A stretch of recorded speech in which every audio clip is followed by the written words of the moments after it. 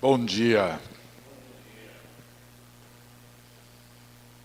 Vamos abrir no Salmo 29, versículo 11. Salmo 29, versículo 11. A versão é nova versão transformadora, NVT. Salmo 29, 11. O Senhor dá força ao seu povo. O Senhor os abençoa com paz. E é disso que a gente precisa, né? Todos os dias. Força e paz. Amém? Senhor Deus, derrama do Teu Espírito Santo sobre Tuas filhas, Teus filhos presentes aqui, sobre cada pessoa, Senhor. Fala conosco nessa manhã. Dá-nos da Tua força, a força que vem do Teu Espírito Santo, e da Tua paz, Senhor, aquela paz que excede todo o entendimento que vem de Jesus Cristo. Em nome de Jesus, Senhor. Amém. Às vezes as coisas não vão sempre do jeito que a gente planeja ou do que a gente espera. E coisas inesperadas acontecem nas nossas vidas. E muitas vezes, quando isso acontece, a gente fica sem saber o que fazer. E o que a gente deve fazer nessas horas? Respirar fundo e buscar o socorro de Deus. Eu estava vendo uma entrevista do Novak Djokovic, um jogador de tênis, e as pessoas perguntaram para ele: puxa vida, mas como que você faz para ter essa fortaleza mental que você tem durante um jogo? E ele falou assim: eu faço uma respiração voluntária. Eu paro, presto atenção na minha respiração, respiro, e aí eu vou de volta para o jogo. Mas e, por exemplo, quando a circunstância é um pouco mais demorada, um arrimo de família perde o emprego, por exemplo, fica lá 10 dias, 20 dias, um mês, e as reservas consumindo. Vamos abrir outro salmo aqui, Salmo 34, 19. Salmo 34, 19. O justo enfrenta muitas dificuldades, mas o Senhor o livra de todas elas. Aqui não está dizendo que o justo não vai passar por dificuldades. É isso que está escrito aqui? Não. O justo enfrenta muitas dificuldades. Amém? Mas o Senhor o livra de todas elas. Amém? Então vamos abrir agora no nosso texto principal, que é Mateus 26, a partir do versículo 69. Aproveitar que estamos no tempo da Quaresma e olhar para quando Jesus estava sendo julgado. Primeiro, lá na casa do sumo sacerdote. Ele tinha sido preso e estava sendo julgado. E daqui a pouco as pessoas vão levá-lo para Pilatos julgá-lo. Então, versículo 69. Enquanto isso, Pedro estava sentado do lado de fora do pátio. Aqui a gente está na casa do sumo sacerdote. Está de madrugada. Eles prenderam Jesus lá no jardim do Getsêmani e levaram ele para a casa do sumo sacerdote. Veio uma criada e disse-lhe: você estava com Jesus, porque vocês dois são da Galileia. Mas Pedro negou em voz alta, dizendo: eu não sei do que você está falando. Mais tarde, fora do portão, outra criada viu Pedro e disse aos que estavam por perto: este homem estava com Jesus de Nazaré. Pedro negou novamente, dessa vez com juramento. Não conheço esse homem, disse ele. Pouco depois, os homens que estavam ali vieram a ele e disseram: nós sabemos que você é um dos discípulos dele, pelo seu modo de falar. Pedro começou a amaldiçoar e jurar: eu não conheço esse homem. E imediatamente o galo cantou. Então Pedro lembrou-se do que Jesus tinha dito: antes que o galo cante, você me negará 3 vezes. Então saiu chorando amargamente.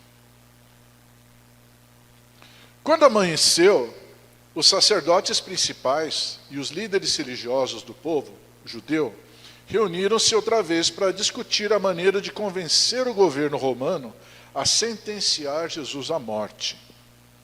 Então eles mandaram Jesus amarrado a Pilatos, governador romano. Quando Judas, o traidor, viu que Jesus tinha sido condenado à morte, ficou com muito remorso pelo que tinha feito e trouxe de volta o dinheiro aos sacerdotes principais e outros líderes religiosos.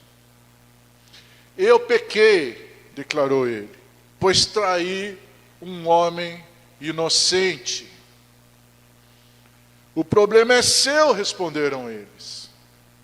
Os sacerdotes principais ajuntaram as moedas. Não podemos pôr o dinheiro na coleta, disseram eles, porque é contra as nossas leis aceitar dinheiro pago por assassinato. Eles discutiram a questão e finalmente decidiram comprar certo campo, onde o barro era usado pelos oleiros, e transformá-lo num cemitério para os estrangeiros que morressem em Jerusalém. Por isso o cemitério se chama o Campo de Sangue, até os dias de hoje. Isso cumpriu a profecia de Jeremias, que diz: tomaram as 30 peças de prata pelo preço pelo qual ele foi avaliado pelo povo de Israel. E compraram um campo dos oleiros, como o Senhor me orientou.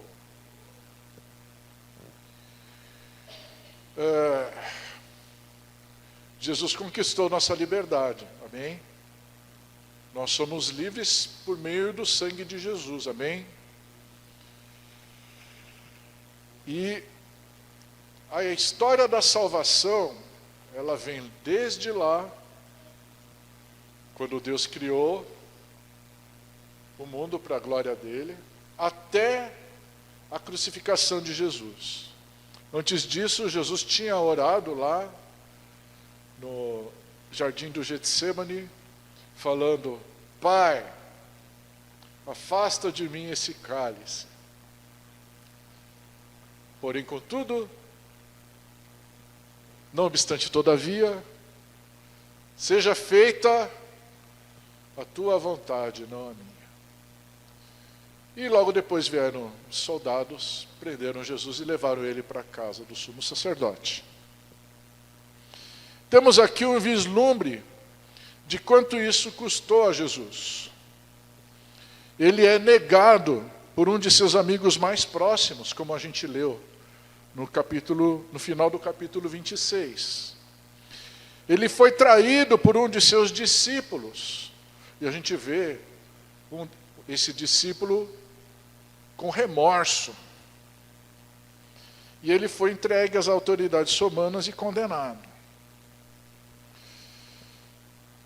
E Mateus, que é o autor desse evangelho, ele vê que todas essas coisas aconteceram para que as profecias do Antigo Testamento fossem cumpridas na vida de Jesus. Existem mais do que uma profecia cumprida com a morte de Jesus na cruz. Se você olhar o Salmo 22, a gente vê vários. Se você olha para Isaías 53, você vê mais algumas. E aqui, o Mateus, ele cita Jeremias 32. A gente vai ver um pouquinho mais para frente com detalhe. Então, Jesus foi preso para que nós fôssemos livres. Livres do quê?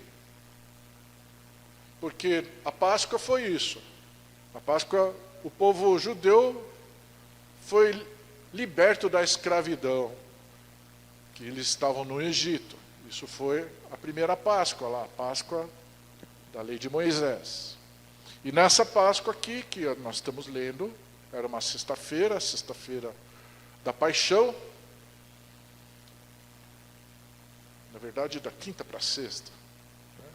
Porque Jesus foi crucificado durante o dia da sexta-feira, e como ia começar o sábado, o Shabat, né? Mas é isso. Então ele veio para nos libertar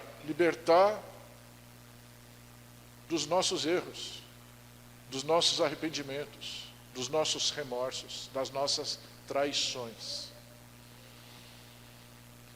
da culpa, da vergonha, dos vícios, dos medos, das coisas que nos prendem. Então a libertação é bem isso, né? Sabia que o nome de Jesus em hebraico, Yeshua, ele lembra o verbo salvar? Vocês dão uma pesquisada nisso. Muda uma letra só do nome de Jesus para o verbo salvar. Alguém aqui já errou? Ninguém. Ninguém errou. Alguém já se sentiu fracassado? Ninguém nunca fracassou na vida. Alguém já decepcionou a Jesus? Alguém já chorou amargamente como resultado disso? Eu já, várias vezes. Então, um dos amigos mais chegados de Jesus, Jesus tinha 3 pessoas muito chegadas a ele, que ele arrastava para tudo quanto era lugar. E, além desses 3, ele tinha 12 pessoas que viveram assim intensamente durante 3 anos. Todos os dias, praticamente. 2 desses 12, dá quase 20%, é isso? Decepcionaram Jesus. Infelizmente, nós também decepcionamos Jesus. Em algum momento das nossas vidas isso acontece. E esses 2 exemplos que a gente leu aqui, em Mateus 26 e Mateus 27, eles nos ajudam a aprender como reagir a nossas falhas e as decepções que causamos a outras pessoas. Então existem muitas semelhanças entre o Pedro e o Judas aqui. Primeiro, os 2 eram discípulos de Jesus. Jesus os amava incondicionalmente. Tanto é que lá na Santa Ceia, mesmo Jesus sabendo o que ia acontecer com Judas, né, que ele ia traí-lo, a gente pode ver que Jesus o amou. Os 2 foram avisados de que falhariam com ele.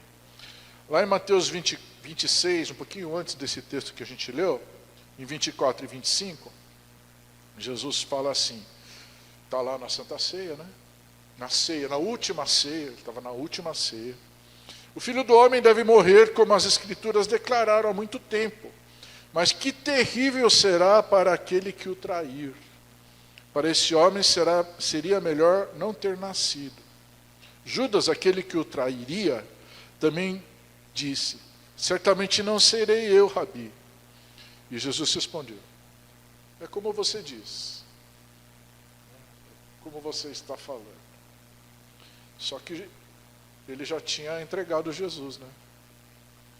Em Mateus 26, 33 a 34, na mesma ceia, Pedro declarou: pode ser que todos os abandonem, mas eu jamais o abandonarei. E Jesus respondeu: eu lhe digo a verdade, esta mesma noite, antes que o galo cante, você me negará 3 vezes. Os dois cumpriram profecias do Antigo Testamento por meio de suas ações.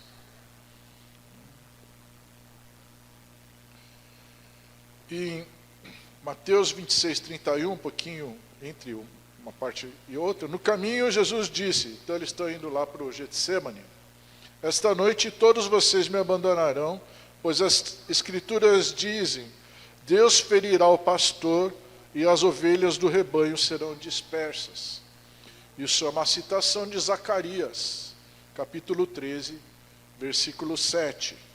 Os dois se arrependeram profundamente dos seus atos, tanto Judas quanto Pedro. A gente pode ver aqui, né? Em 26:75, vamos ver, 26:75. Então Pedro lembrou-se do que Jesus tinha dito: antes que o galo cante, você me negará 3 vezes. Então saiu chorando amargamente. E o Judas, no versículo 27:5. Então atirou o dinheiro no chão do templo, saiu e foi enforcar-se.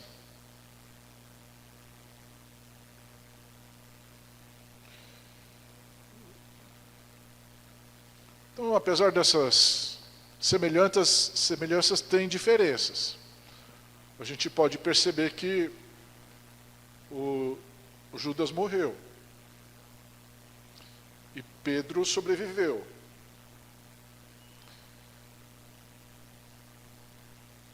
Então, Pedro reagiu ao fracasso, à decepção, à traição, de maneira correta. Ele foi salvo. Judas morreu, se matou. Teve uma ação radical. Não conseguiu olhar para Jesus do jeito que Jesus mesmo esperava que ele olhasse. Como escreveu Paulo em 2 Coríntios 7:10. Esse aqui eu acho que é bom a gente abrir. 2 Coríntios 7:10. Porque Deus, às vezes, utiliza a tristeza em nossas vidas para nos ajudar a nos afastarmos do pecado, para nos arrependermos, para assim nos levar à salvação. Já a tristeza do homem incrédulo não é a tristeza do arrependimento verdadeiro e produz morte. Então a gente pode abstrair daqui essas duas circunstâncias. Um arrependimento que, para aqueles que têm fé em Jesus, nos leva à salvação. E leva também à salvação de muitos. A gente pode ver isso posteriormente, em Atos, nas epístolas de Pedro. E a tristeza do homem incrédulo, ela não traz arrependimento verdadeiro e produz morte. É o exemplo do Judas. Então, Judas, sendo o exemplo da tristeza, segundo o mundo, ele foi até os líderes religiosos, confessou o seu pecado, e eles apenas o sobrecarregaram com mais culpa. Ele foi tomado de remorso. E infelizmente, não foi capaz de ter fé suficiente em Jesus, esperar a ressurreição de Jesus e receber o perdão de Jesus. Ele ficou desesperado. É verdade que nenhum dos discípulos, pelo que a gente pôde ver, eles imaginavam que Jesus fosse ressuscitar.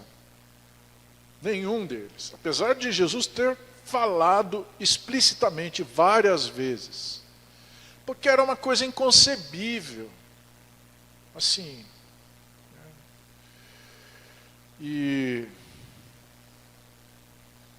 eu fico imaginando, já li algumas coisas a respeito, que Judas esperava que ele, forçando Jesus a ser preso, Jesus se manifestaria como o grande Messias que os judeus estavam esperando. No entanto, quando ele vê que Jesus foi condenado à morte, ele entrou em desespero total e se matou. Por outro lado, o Pedro é um exemplo da tristeza segundo Deus. Pedro deve ter ficado apavorado ao negar e renegar Jesus 3 vezes. Você vê que o Mateus, quando ele narra, ele fala assim, Jesus negou. A segunda vez, o Mateus fala assim, Jesus negou jurando. A terceira vez, o Mateus chega e fala assim, ele negou, jurou e amaldiçoou. A intensidade foi aumentando.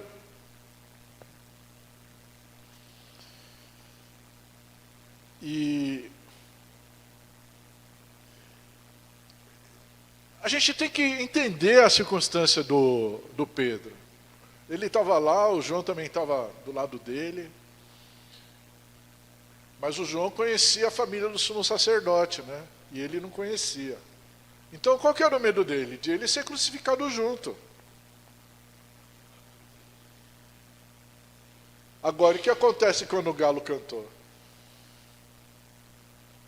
Aquela afirmação, né? Mesmo que todos, né, fujam, deixem você sozinho, eu não farei isso. Então, deve ter sido muito difícil, hein?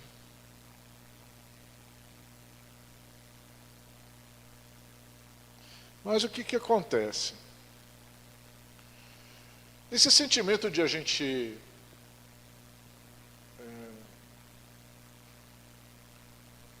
machucar alguém que a gente ama, ele é terrível. Mas felizmente não é o final da história. A gente pode ver lá no Evangelho de João, depois que Jesus já tinha ressuscitado, tal, no último capítulo lá, o Pedro está lá na praia, né? Jesus aparece. Não, os meninos, Jesus está na praia e os discípulos estão pescando. Aí o Pedro, ele vai nadando, vai até Jesus. E Jesus faz as 3 perguntas, né? Mas ele foi restaurado.